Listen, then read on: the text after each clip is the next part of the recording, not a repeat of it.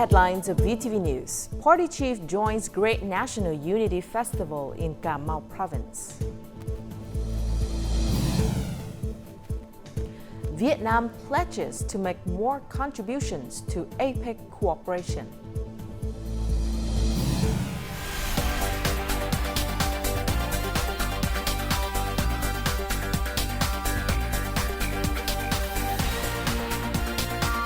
Broadcasting from Hanoi, the capital of Vietnam. VTV News starts right now. Hello and welcome to VTV News, broadcast live to you from Hanoi. You're with me, Lina Pham, and here's the top news of the hour.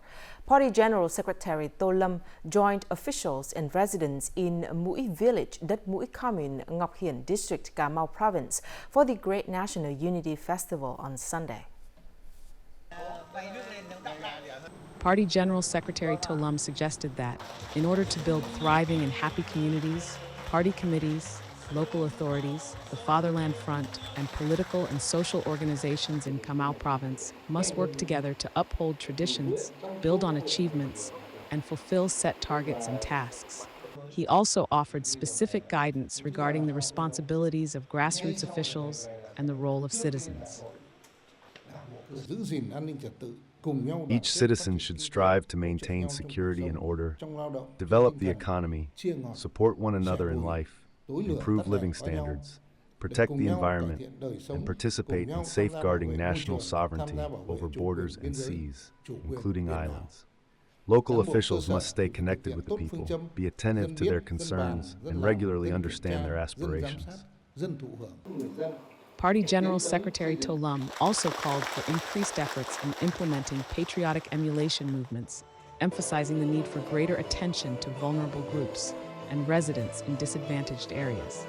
During the event, the party leader presented 109 gifts, both cash and in kind, to policy beneficiaries and poor and near-poor households in Đất Mũi. Earlier that day, Party General Secretary Tô Lâm and his entourage paid tribute to Lac Long Quân, the legendary father of the nation, at a temple in Đất Mũi and visited several local sites. On the same day, Party General Secretary Tô Lâm asked Cà Mau Province to continue resolving obstacles to its development at a working session with the Standing Board of the Provincial Party Committee. The leader said Cà Mau should focus on implementing priority solutions to ensure growth while protecting the environment and promoting social welfare. He urged the province to further optimize its geo-economic position and pay more attention to planning and infrastructure, particularly transport infrastructure. He also asked Cà Mau to focus on administrative reform, digital transformation, and green transition in a harmonious and comprehensive manner across both the public and private sectors. The party chief highlighted the need to improve the local investment and business environment, raise the province's competitiveness, and invest more in education and healthcare. Continuing his activities at APEC Peru 2024 on Saturday, State President Lương Cường delivered an important speech at the 31st APEC Economic Leaders Meeting. State President Lương Cường emphasized that despite ongoing challenges in the global economic landscape, Asia-Pacific economies have maintained stable growth, serving as a key driver of global growth. He noted that the demand for international economic cooperation and integration remains strong, while the development of breakthrough technologies, digital transformation, and green initiatives is becoming increasingly widespread. The state president also outlined 3 key directions to further enhance APEC's role and contributions. First, we must continue to advance trade and investment liberalization and strengthen the rules-based multilateral trading system. Establishing robust and resilient supply chains is essential while making decisive strides towards realizing a free trade area of the Asia-Pacific. Second, we must expedite cooperation programs and initiatives aimed at inclusive growth and technology. We should also position people at the forefront of digital transformation and green transition. This requires substantial investment in green and digital infrastructure, alongside collaborative efforts to disseminate cutting-edge technological applications in addressing global challenges. Third, we have to continually enhance global institutions and governance. We must advance APEC's structural reform and improve its institutions to create an agile, adaptive, forward-thinking entity capable of spearheading new growth avenues. In pursuing these goals, Vietnam is actively collaborating with APEC partners on the APEC Structural Reform Agenda for 2026-2030 to boost its operational effectiveness. Following discussions, the leaders adopted a joint statement and endorsed two signature initiatives proposed by host country Peru: the Lima Roadmap to promote the transition to formal and global economy, and the ICHMA Statement on a new look to advance the free trade area of the Asia-Pacific. They also welcomed the Republic of Korea as the host of APEC 2025, China for APEC 2026, and Vietnam for APEC 2027. On the sidelines of the APEC 2024 Leaders Week in Peru, State President Lương Cường held separate meetings with leaders of China, the U.S., South Korea, Japan, Malaysia, Singapore, Australia, Canada, and Russia on Friday local time.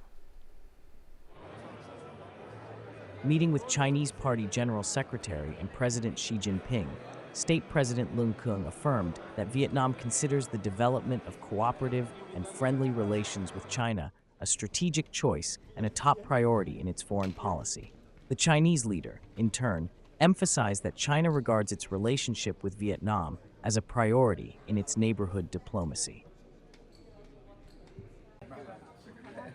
At a meeting with U.S. President Joe Biden, State President Lương Cường noted the positive results achieved by both sides after 1 year of implementing the Comprehensive Strategic Partnership Framework.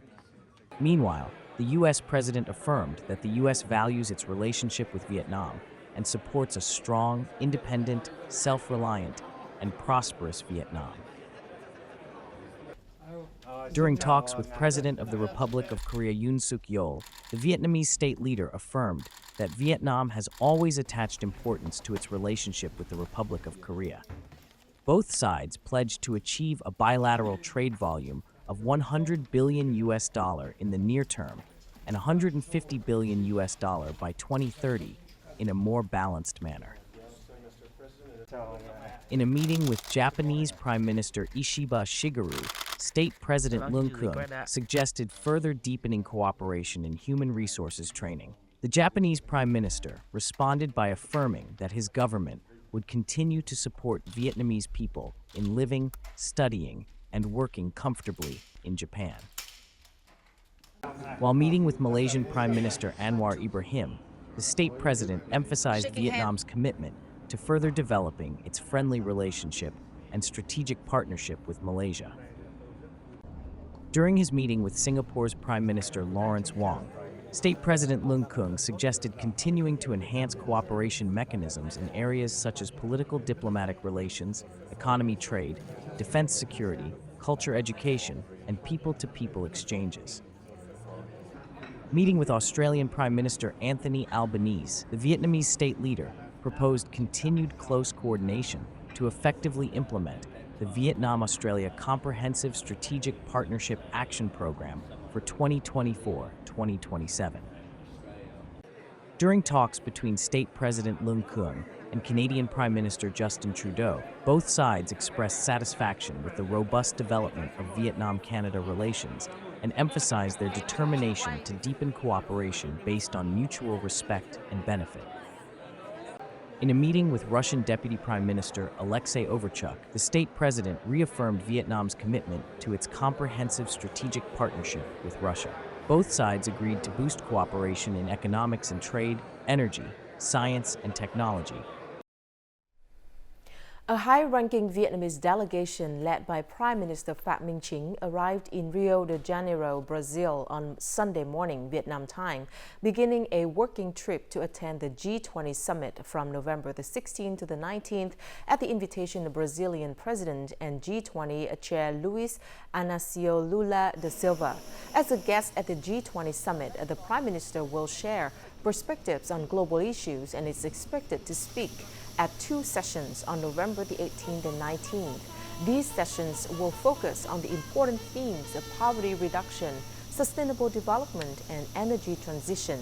Additionally, the Prime Minister will participate in the launch of the Global Alliance Against Hunger and Poverty initiative as a founding member. This summit represents an opportunity for Vietnam to address critical global issues, reflecting its growing stature and capabilities as the nation embarks on a new phase of development.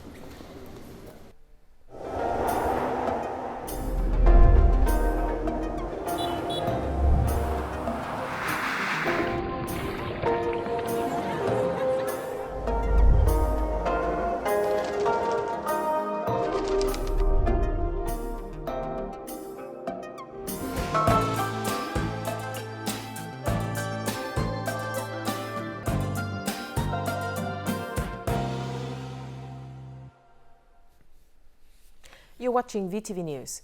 Vietnam's agricultural, forestry, and fishery exports surged over 20% in the first 10 months of the year compared to the same period last year.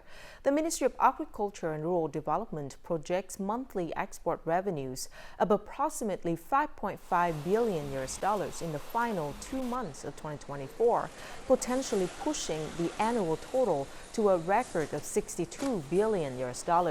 Rice exports remain a highlight, while fruit and vegetable exports, especially fruits, have shown impressive growth.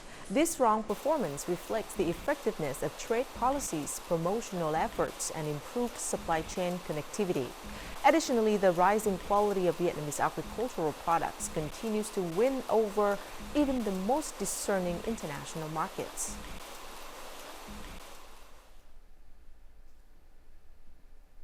The Blue Dream Melody ship brought over 1,100 Chinese tourists to the international passenger port in Hạ Long, Quảng Ninh on Sunday.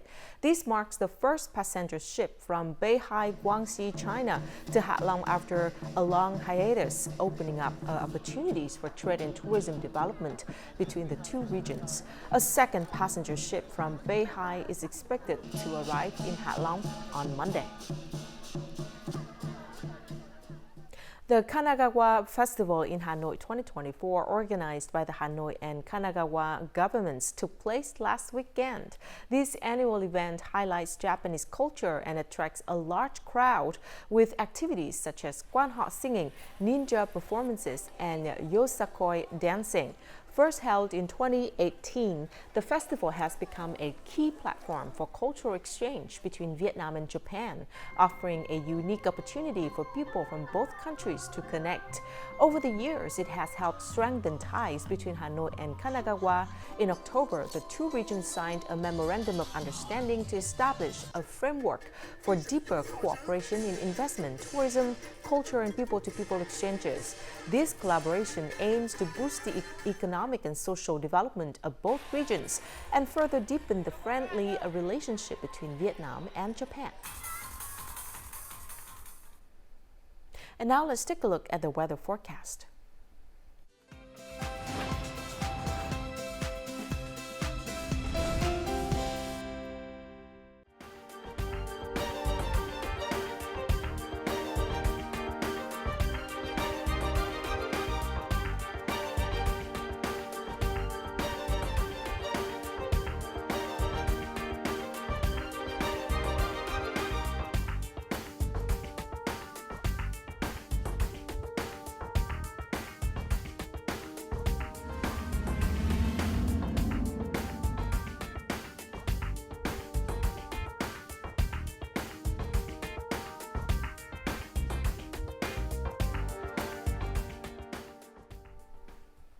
And that's it for this edition of VTV News. Thank you very much for watching. To rewatch our program, you can download VTVgo from App Store, Google Play, or tune in our YouTube channel at youtube.com/VTV4Go. Goodbye for now.